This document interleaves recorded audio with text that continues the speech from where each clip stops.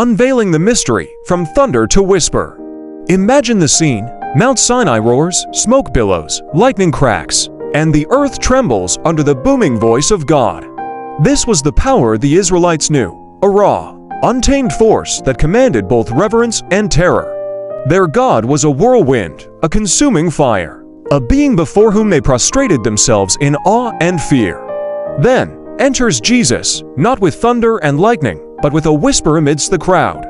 A gentle touch on the leper's skin, a tear over the lost sheep. This humble man, claiming to be the Messiah, was unlike anything they'd ever encountered. He spoke of love, not wrath. He offered forgiveness, not punishment. He came not to conquer, but to serve. The Israelites were confused.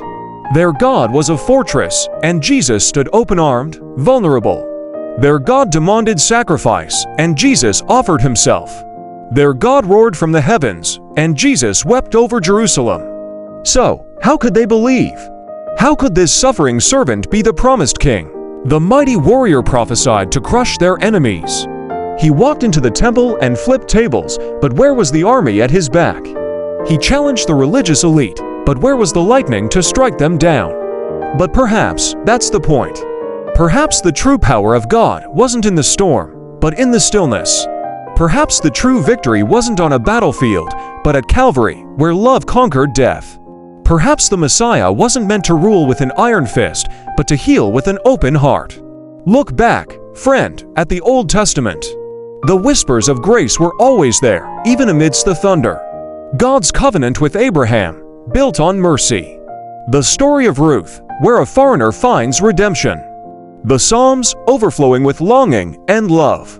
Even Moses, the one who received the law on Sinai, spent 40 years tending sheep, learning a shepherd's gentle touch.